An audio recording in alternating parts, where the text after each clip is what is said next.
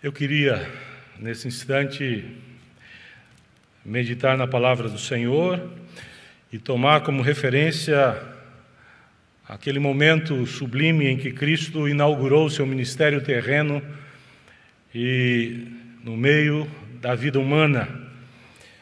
Texto de João, o Evangelho, no capítulo 2, as bodas de Caná de Galileia.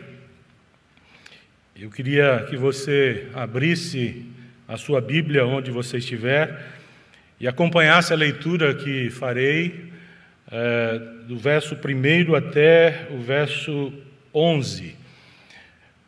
João, o Evangelho, capítulo 2, de 1 a 11, a palavra de Deus nos diz assim: 3 dias depois, obviamente,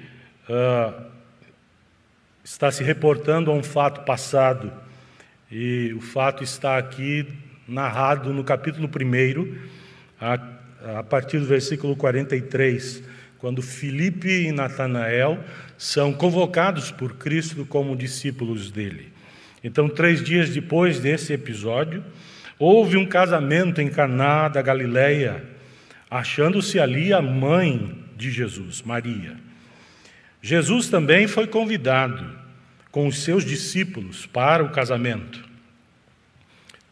Isso indica que, muito provavelmente, era uma família conhecida, ou muito próxima, ou até mesmo parente de Maria, de Jesus, e assim eles estavam todos presentes. Versículo 3 diz: tendo acabado o vinho nesse casamento, a mãe de Jesus lhe disse: eles não têm mais vinho. Mas Jesus lhe disse: mulher, que também pode ser traduzido como senhora, que tenho eu contigo? Ainda não é chegada a minha hora. Então ela falou aos serventes: fazei tudo o que ele vos disser. Estavam ali 6 talhas, 6 vasos grandes de pedra, que os judeus usavam para as purificações. E cada uma dessas talhas levava 2 ou 3 metretas. Isso quer dizer que cada vaso, cada jarro daquele podia comportar até 100 litros. Jesus, no versículo 7, diz: enchei de água as talhas. E eles as encheram totalmente. Então lhes determinou: tirai agora e levai ao mestre-sala, o homem responsável pela festa do casamento. Eles o fizeram. Versículo 9. Tendo o mestre-sala provado a água transformada em vinho, não sabendo de onde viera, se bem que o sabiam os serventes que haviam tirado a água, chamou o noivo e lhe disse: todos costumam pôr primeiro bom vinho, e quando já beberam fartamente, servem o inferior. Tu, porém, guardaste o bom vinho até agora. Diz assim então o texto que com este deu Jesus princípio a seus sinais em Caná da Galileia. Manifestou a sua glória e os seus discípulos creram nele. Que Deus, na sua infinita bondade e misericórdia, visite o nosso coração e a sua igreja nesse instante, trazendo alimento para cada alma. Em nome de Jesus. Amém. Irmãos queridos, nem sempre a nossa vida vai acontecer de uma maneira tranquila. Por mais que planejemos e estruturemos o nosso viver terreno, às vezes as coisas saem do caminho que nós traçamos para elas. Nem sempre as coisas serão suaves, tranquilas, fáceis. Às vezes, o comum para a vida terrena é preocupações, problemas, dificuldades, noites insones, coração inquieto, mente carregada, aflita, alma angustiada. Às vezes, o comum para todo dia é um esforço enorme para tentar sair da cama e tentar lidar com experiências que nós não alimentamos como expectativa para a vida diária.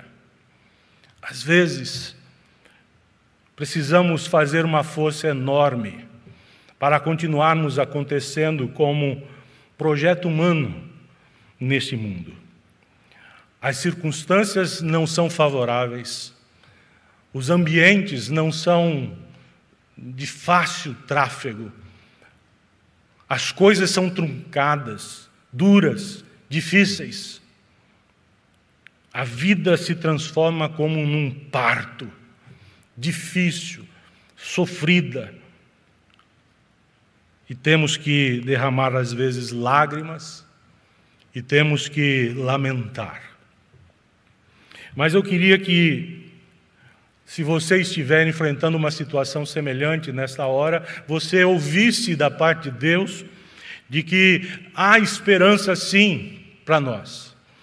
Porque se Cristo estiver presente na nossa vida, há grandes possibilidades para nós. Pois Cristo faz toda a diferença no enfrentamento das demandas da nossa vida. Nesse texto aqui, eu fico pensando o que seria dessa família do noivo se Cristo não estivesse presente. E se ele não estivesse desejoso de iniciar o seu ministério e de ter escolhido esse momento em particular para fazê-lo, inaugurar o seu ministério terreno. Eu fico pensando no privilégio que essa família do noivo teve, que os participantes desse casamento tiveram. Cristo estava ali. E isso fez toda a diferença. A festa de um casamento naquele tempo em Israel podia durar até uma semana. E seria um vexame muito grande se faltasse um dos elementos básicos para a celebração das bodas, o vinho. Seria um vexame muito grande, especialmente para um noivo que tinha a responsabilidade econômica de prover toda a celebração.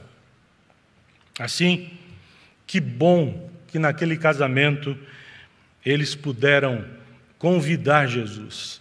Que bom que Jesus estava presente. E a presença de Jesus ali fez toda a diferença na vida daquelas pessoas, na vida daqueles noivos, na vida e no enfrentamento das demandas que apareceram ali. Há algumas lições, e há 3 lições, basicamente, que eu queria compartilhar com os irmãos nesta hora, e que nós precisamos compreendê-las como dádivas de Deus em Sua Palavra para a nossa vida hoje. Algumas lições preciosas que precisam ser compreendidas e assimiladas para que a nossa vida ganhe sentido e nós recobremos o ânimo, quem sabe, perdido. Saiamos desse ambiente tumultuado de ansiedade, de angústia, e possamos dar à alma a chance dela respirar aliviada, com o bafejo suave da graça divina, que por intermédio das Escrituras chega até nós. Queira o Senhor, então, visitar o seu coração e aplicar essas lições presentes aqui no texto ao seu coração nesta hora. Caná da Galileia era um vilarejo, não era nem uma cidade.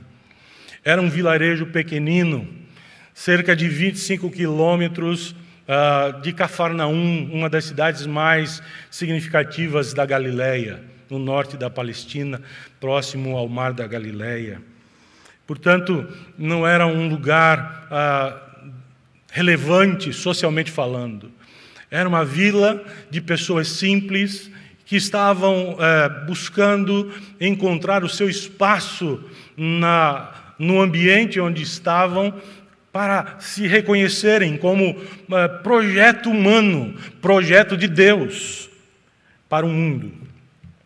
E nessa vila pequenina, Jesus escolheu fazer o seu primeiro milagre, o seu primeiro sinal, deixar a sua marca, mostrar quem ele era ao mundo e registrar isso por intermédio do apóstolo João no Evangelho, para ensino, instrução e conhecimento nosso. O que podemos aprender dessa história que traga sentido para a caminhada cristã? 3 lições simples que eu queria compartilhar com os seus corações nesta hora, meus amados irmãos. Devemos compreender, em primeiro lugar, que não há problema que não possa ser resolvido na presença de Jesus. Eu queria que você compreendesse, meu irmão, minha irmã, amigo que me ouve nesta hora, nos acompanha, nos dá a honra e a alegria de estar aí atentamente ouvindo a palavra de Deus. Eu queria que você compreendesse que não existe problema que não possa ser resolvido na presença de Jesus. O problema surgido, é claro, o casamento trouxe para aquela hora, para aquele encontro, para aquele momento de alegria dos noivos, trouxe muita gente para perto, aproximou os cidadãos do vilarejo de Caná. Parentes vieram para a cerimônia, havia alegria, havia regozijo, havia cheiro de festa no ar. O casamento acontece, a festa, a celebração também, há vinho, a comida, a música, as coisas estão acontecendo, mas de repente, o vinho acaba. Sinal para muitos de desorganização, de despreparo, de descaso com a festa, com a cerimônia.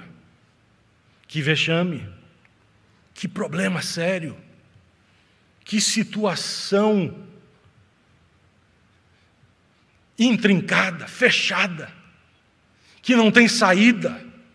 Não era fácil conseguir muito vinho, ainda mais na hora de um casamento, quando ele havia faltado.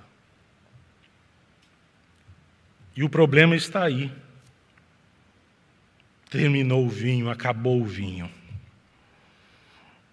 E quando isso acontece, diz o texto que Maria, a mãe de Jesus, no versículo 3, foi até ele e disse: eles não têm mais vinho.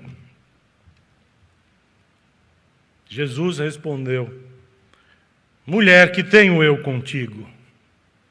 Ainda não é chegada a minha hora. Então ela falou aos serventes: fazei tudo o que ele vos disser.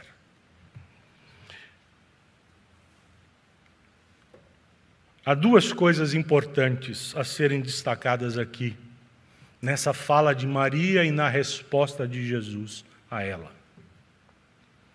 2 coisas importantes. A primeira, que nós devemos reconhecer, perceber, é que havia no coração de Maria uma convicção muito firme.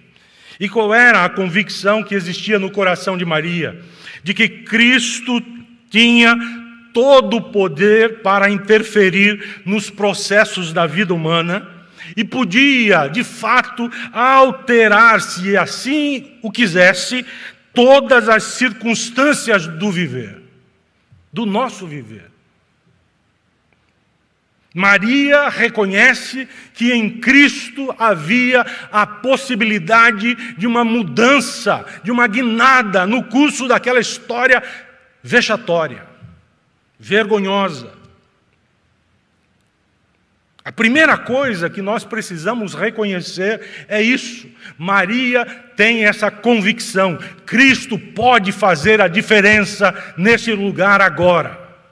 Ah, como nós precisamos ter essa mesma convicção dentro do nosso coração, porque nem sempre é fácil lidar com as experiências da vida, nem sempre temos os recursos à nossa disposição, nem sempre nos vemos capacitados em força, em conhecimento, em condição emocional para reagir e responder às demandas que a vida traz para cada um de nós.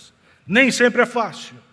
E como é importante, como é necessário ter essa convicção dentro do coração de que, se Cristo está, as coisas podem mudar. E eu queria que você respondesse ao seu coração nesta hora, diante das inúmeras possibilidades de você renegar a fé, de virar as costas para Deus. Inúmeros ambientes que podem levá-lo a deixar a vida como um projeto de Deus, especificamente na sua história. Nessa hora em que você está tendo que lidar com essas situações, onde é que está Cristo? Onde é que está o seu Salvador? Onde é que está o seu Messias prometido?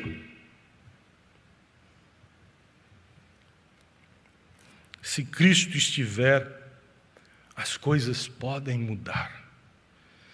Maria sabia que Jesus, se quisesse, podia alterar as circunstâncias daquela hora.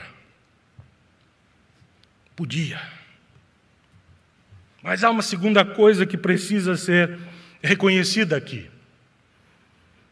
Quando faltou o vinho, a segunda coisa que precisamos reconhecer é que Deus nunca é dirigido meramente pelas aspirações e expectativas do coração humano.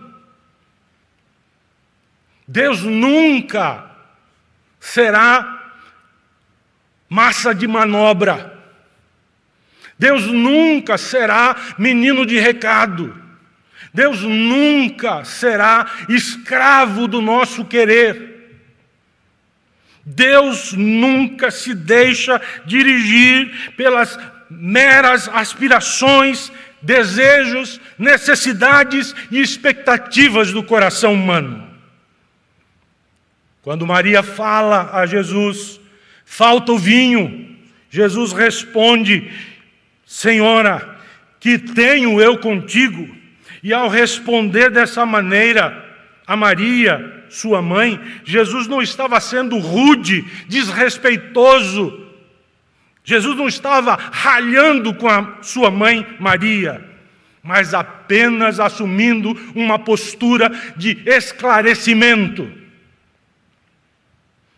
Ele estava deixando claro que as suas ações na história humana respeitavam uma agenda divina e estavam em completa sintonia com o programa que havia sido estabelecido e decretado por Deus antes da fundação do mundo. Deus nunca age de um jeito imediatista. Deus sempre agirá de uma maneira ordeira, que satisfaça ao seu plano soberano, traçado desde antes da fundação do mundo. Esse é o nosso Deus. Nós, eu e você, temos um Deus que conhece todas as coisas, mas não conhece de olhar de longe. Conhece porque estabeleceu todas as coisas segundo os parâmetros normativos de sua vontade. E com mão poderosa, rege todos os episódios para que tudo desemboque na glória do seu nome. Portanto, ao falar assim com Maria, Jesus está dizendo a ela que ela precisava olhar para Ele, não apenas com os olhos de mãe, mas com os olhos de serva. Precisava enxergar em Cristo mais do que um mero filho que ela criou até aquele momento, que ela amou intensamente, mas que deveria enxergar nele o Messias prometido, que viria para ser o Salvador do mundo. Portanto, o Messias não age apenas para satisfazer os caprichos do coração humano, mas age para satisfazer o traçado no programa soberano e decretado por Deus antes da fundação do mundo. Por isso, Maria compreende perfeitamente o seu lugar. E ela desaparece do cenário, enquanto Cristo é ainda mais enfocado. Não se esqueça, Cristo não está sozinho. E quando Ele age, Ele não age apenas dele para com uma pessoa apenas. As suas ações refletem para além de meros indivíduos. E Ele está com os olhos de muitos voltados para si. Seus discípulos, em especial, o contemplam e querem compreender o seu jeito de agir. O Messias estava ali. Maria compreende. E então olha para os serventes e diz: fazei tudo que ele vos disser. Ele está no comando. Deus fará o que quiser. Ah, irmãos, como nós precisamos compreender essas coisas. Como nós necessitamos de colocar dentro do nosso coração esta convicção de que não há problema que não possa ser resolvido na presença de Jesus. Maria falou, o que ela pediu, o que ela informou, não foi nada ilícito. E a palavra do Cristo para nós, no Evangelho, continua sendo: pedi e dá-se-vos-á. Buscai e achareis, batei e abrir-se-vos-á. Portanto, peça, fale de sua vida com o Senhor. Apresente a Ele as suas demandas, fale dos seus problemas, anuncie aos céus a sua história de vida. Orai sem cessar. Sim, mas lembre-se, o Senhor pode responder com sim, não e ainda não. Precisamos reconhecer que o nosso Deus estará sempre na direção, à frente de todos os processos da nossa história. Não são as nossas necessidades que motivam e mobilizam Deus para Ele agir a nosso favor. É a sua graça, a sua compaixão, a sua misericórdia que o fazem agir desse modo salvador na nossa história. É graça. É graça. há uma segunda lição que precisa ser reconhecida e aprendida. E eu queria que você atentasse a ela. Devemos compreender se Cristo é fundamental e faz toda a diferença para os enfrentamentos nas demandas da vida. Precisamos então compreender que toda a nossa vida pode sim ser suprida à medida que colocamos também tudo o que temos, tudo o que somos nas mãos do Senhor. Toda a nossa vida pode ser suprida à medida que nós colocamos tudo o que temos, tudo o que somos nas mãos do Senhor. Estamos falando aqui, irmãos, não apenas de suprimento e socorro para as nossas necessidades diárias, mas estamos falando, sobretudo, de consagração, que nada mais é que a entrega completa e confiante de quem somos, do que temos nas mãos de Cristo. Com uma certeza, não existe lugar melhor para nós estarmos do que na presença do Senhor e completamente entregues aos seus cuidados. Queridos, nossa vida pode ser suprida sim, se colocarmos tudo que temos e somos nas mãos de Cristo. Diz aqui o texto que estavam ali no versículo 6, 6 talhas de pedra que os judeus usavam para as purificações. Jesus disse: enchei de água as talhas. Era a única coisa que eles dispunham, água. Não havia mais nada. Não havia outra coisa a fazer. Jesus toma o que eles tinham e que aparentemente não servia para restaurar nada.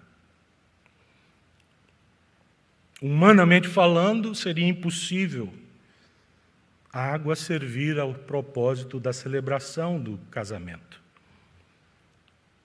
Tinha que ser vinho. A necessidade estava ali. O socorro era algo mais do que necessário. Ser suprido era fundamental.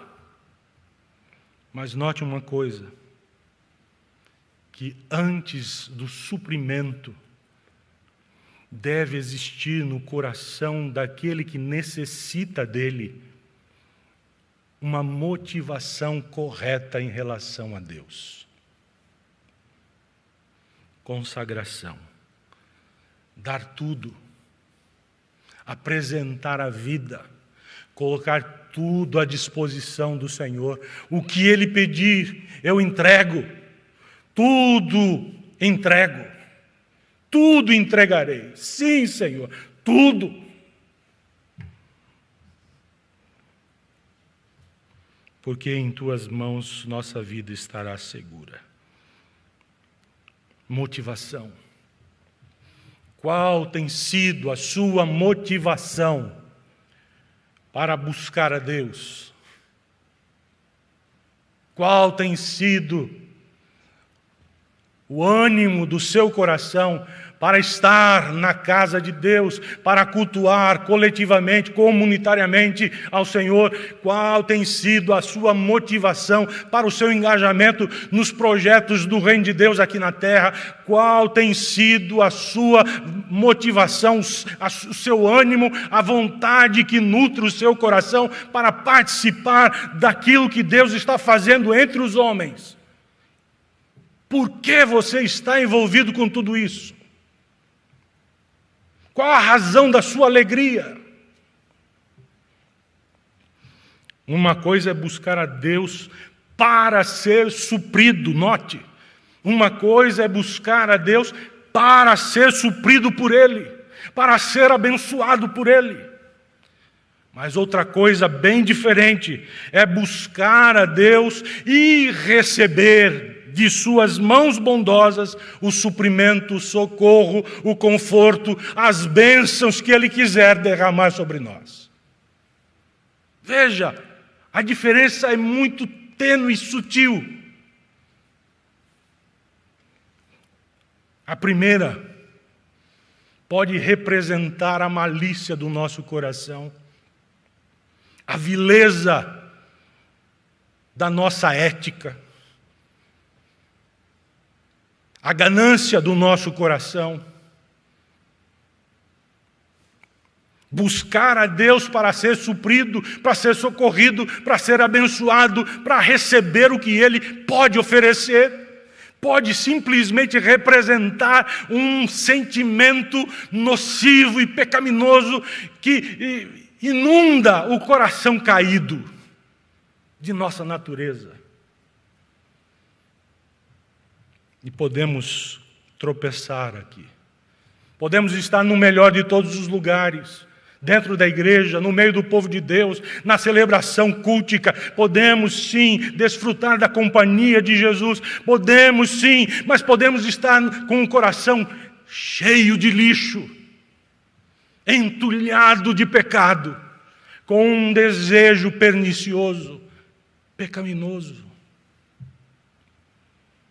Por que você serve a Deus? Por que você busca o reino de Deus? Por que você quer se envolver com as coisas de Deus? Por quê?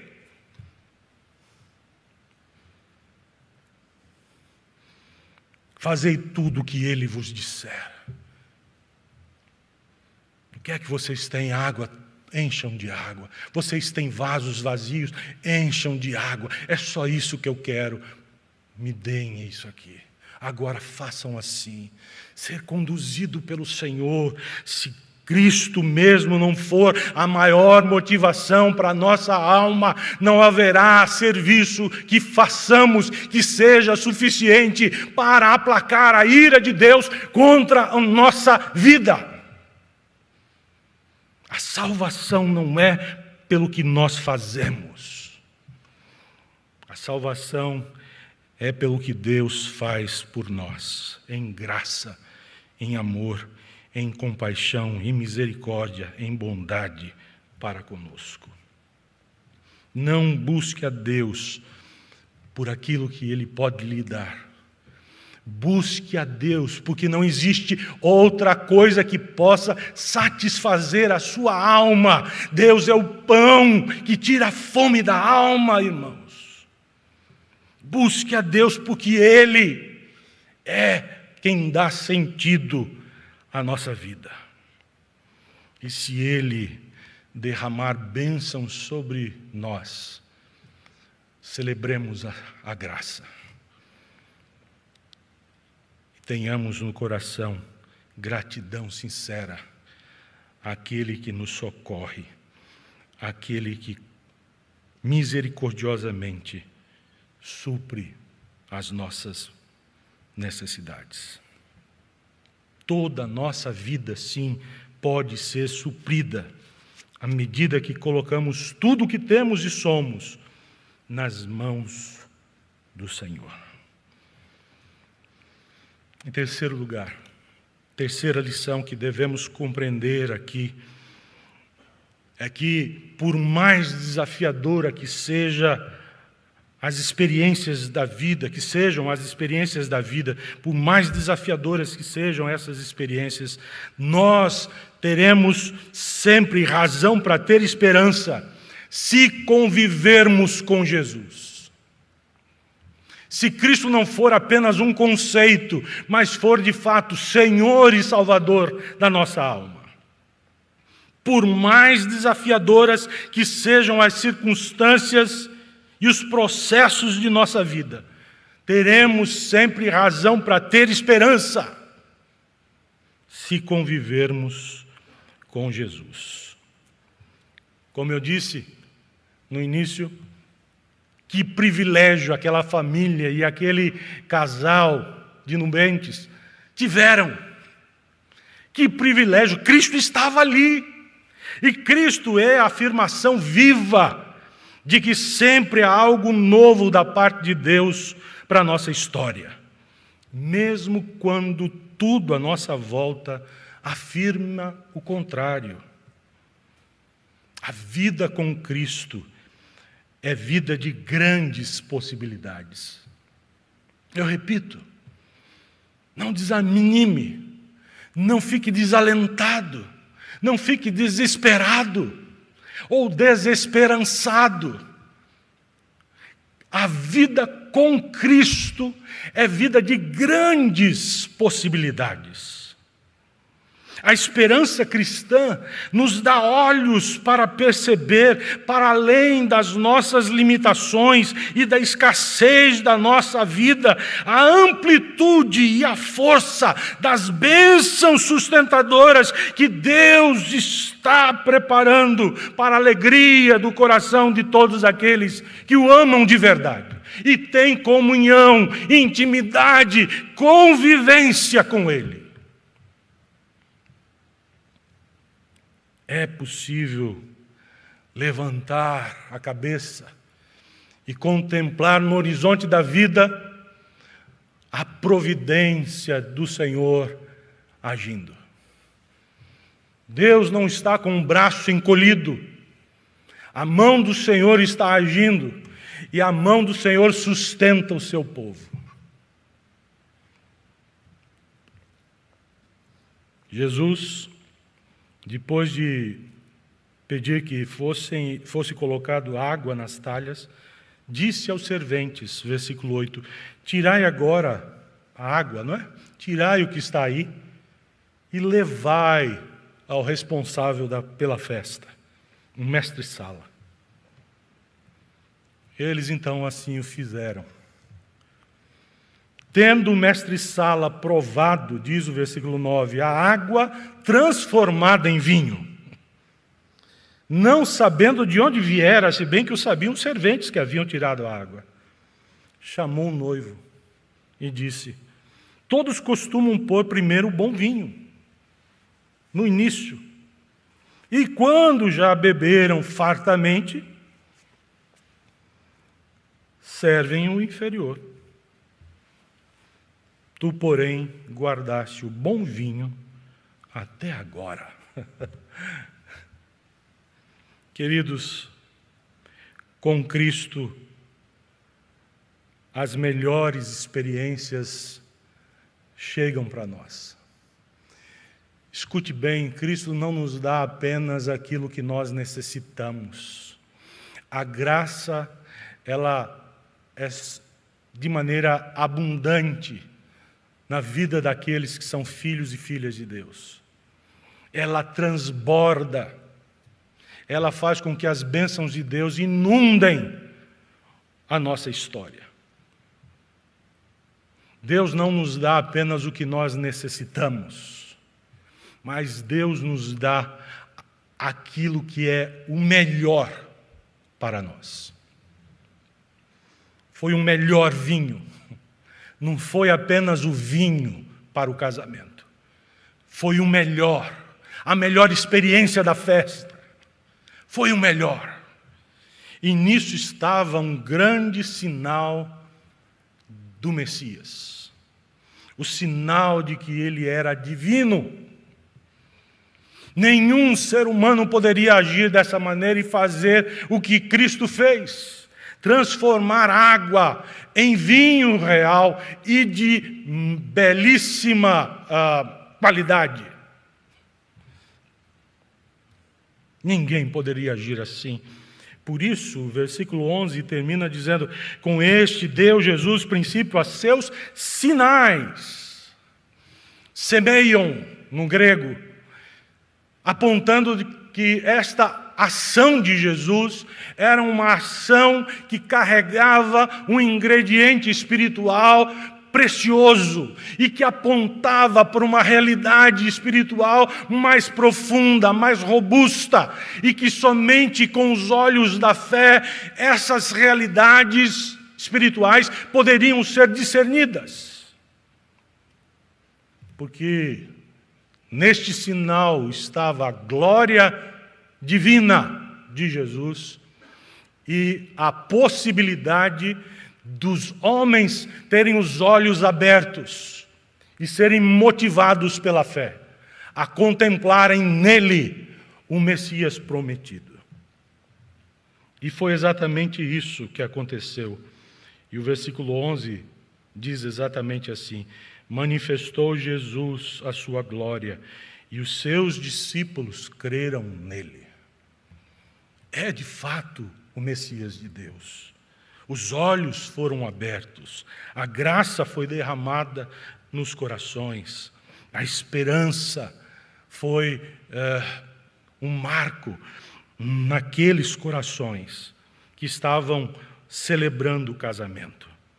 Cristo, não se esqueça, é a afirmação viva da parte de Deus de que sempre haverá algo novo da parte do reino para nós, mesmo quando tudo à nossa volta afirma o contrário.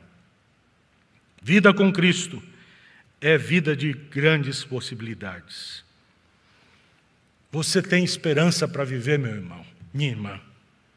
Seus olhos podem contemplar no horizonte da história não apenas as limitações, a escassez, os fracassos e frustrações. Não apenas a maldade que graça pelo mundo. Não, os seus olhos podem enxergar, porque foram inundados e encharcados pela graça divinal. Seus olhos, portanto, podem enxergar no horizonte da história a mão da providência agindo de maneira soberana, graciosa, bondosa, amorosa sobre você, mostrando que Deus age na sua história não apenas para suprir as suas necessidades, mas para lhe dar o melhor que Ele tem para você. Algumas aplicações para a nossa vida, 3 aplicações propriamente acerca do que nós acabamos de ouvir. Primeira,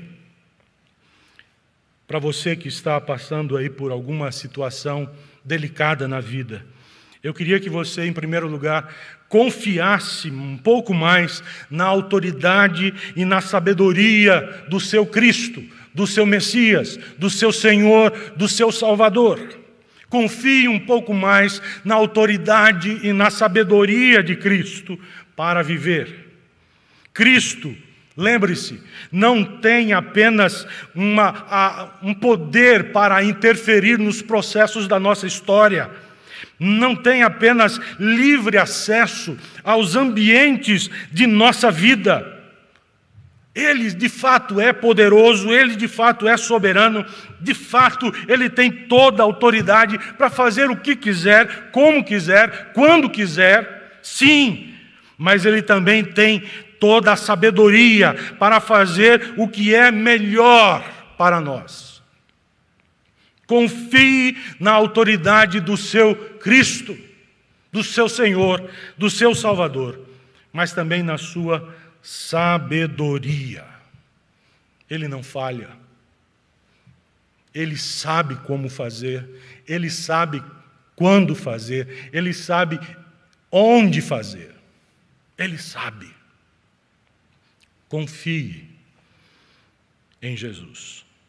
Segundo lugar, segunda aplicação, estabeleça então um padrão de conduta, de comportamento que seja orientado de fato pela fé e não apenas pelas aparências das coisas que envolvem a sua vida. Deixe de ser guiado apenas pelas aparências das coisas que o circundam. Deixe de pensar que o prognóstico que vem das feições mundanas, vem dos ambientes mundanos onde nós estamos inseridos.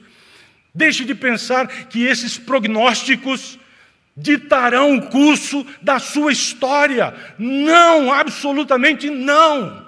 Se Cristo tem toda a autoridade no céu e na terra, como Ele mesmo disse que tem, e se Ele tem toda a sabedoria para agir, não apenas para socorrer-nos no afogadilho das nossas necessidades, mas para nos dar, além do necessário, aquilo que é o melhor para nós.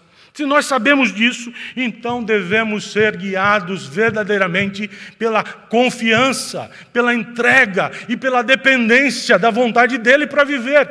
Fé. A fé sempre nos põe na presença de Jesus. Sempre. A fé sempre nos dá a habilidade de reagirmos aos apelos do coração de Deus e a vivermos de um modo que o nome dEle que carregamos seja honrado, dignificado, exaltado, glorificado. Queridos, devemos estabelecer um padrão de comportamento que seja mais orientado pela fé do que pelas aparências das coisas que nos cercam. E em terceiro lugar, terceira aplicação, de uma maneira bastante simples, tenha mais saudade do céu. Jesus Cristo disse que nós não somos daqui, como também Ele não é. Que se nós fôssemos daqui, o mundo amaria o que era seu. Por isso o mundo nos odeia. Por favor, querido irmão, irmã, onde você estiver, enfrentando o que você estiver enfrentando, passando pela amargura que você está passando, pelo sofrimento que, como fogo avassalador, está consumindo os seus ânimos, suas energias de vida, por favor, tenha mais saudade do céu. Compreenda que Deus está preparando algo maior e melhor para você. E para você experimentar, não aqui e agora, quem sabe, mas no seu reino de glória, certamente. Eu costumeiramente tenho dito que, às vezes eu penso que o nosso coração de crentes no Senhor Jesus está encharcado de mundo. Eu creio que nós precisamos nos desapegar de fato do mundo, nos desentulharmos das coisas desse mundo. Lembrando-me do Dr. Russell Shedd no final da vida, quando ele dizia que estava num processo de desmame do mundo. Irmãos, eu acho que muitas vezes nós estamos envolvidos demais, por demais, com as questões da terra. E nos esquecemos de que existe o céu, o reino de Deus, e Deus está nele, nesse reino, assentado no trono, dirigindo todas as coisas com mão poderosa, e está preparando para nós algo especial, algo espetacular, algo que a mente humana não é capaz de discernir, a boca humana não é capaz de proferir, o coração não é capaz de sentir. Nada, nem olhos viram, nem ouvidos ouviram, nem jamais penetrou no coração humano o que Deus tem preparado para a vida daqueles que o amam. Jesus Cristo, aqui mesmo no Evangelho de João, no capítulo 14, ele olha para os seus discípulos e diz a eles: não se turbe o vosso coração. Credes em Deus, crede também em mim.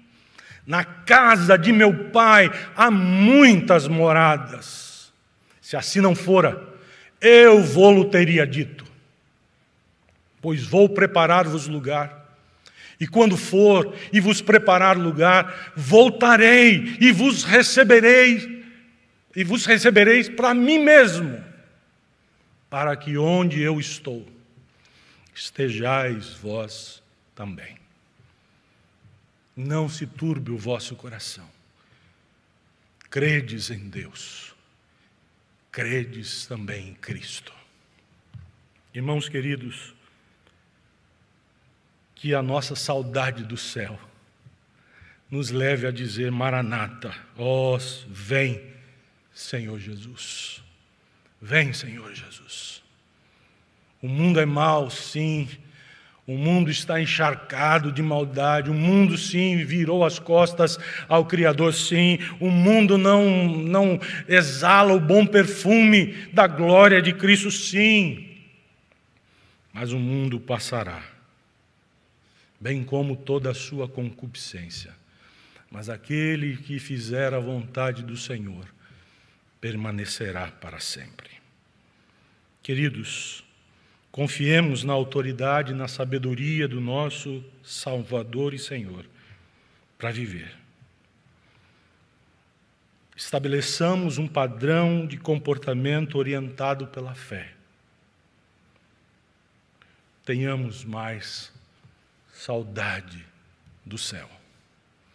Que as realidades do reino de Deus marquem o chão de cada dia, para que trafeguemos, não apenas para gerenciar e tentar por nós mesmos organizar os caminhos do nosso viver terreno, mas para que sejamos conduzidos para mais perto do Senhor. Que Ele nos ajude, que Ele nos abençoe, que Ele nos livre do mal. E que as lições das bodas de Caná fiquem gravadas em nossos corações, para a glória do Senhor, para a alegria de cada crente. Em nome de Jesus. Vamos orar? Curve a sua cabeça mais uma vez. Senhor, nosso Deus e nosso Pai, nós te agradecemos por Tua palavra. Nós te louvamos porque Tu falas conosco. Nós te agradecemos porque Tu nos conheces intimamente. E Tu, na Tua infinita misericórdia e bondade, nos visitas, derramando graça, o bálsamo do Teu Espírito sobre nós, e fazendo com que tenhamos ânimo novo, e tenhamos um novo caminho para trilhar, e uma nova experiência de vida cristã, para experimentar mais ainda do Teu amor. Cuida então de cada irmão e irmã, onde estiver. A Tua igreja, Senhor, esparramada pela terra. Senhor, que seja a Tua igreja um povo zeloso de boas obras, que falem da Tua glória, expressem a grandeza de Cristo e marquem a vida humana com a graça do Senhor. Derrama sobre nós mais do Teu amor, Senhor. Inunda-nos com a Tua paz. Dá-nos o vigor de Tua palavra, a luz de Tua companhia. Instrui-nos cada vez mais pelas Escrituras e usa-nos em prol da causa do Teu reino. É por Jesus, Senhor nosso, Salvador nosso, que nós oramos, agradecidos nesta hora. Em nome dEle. Amém.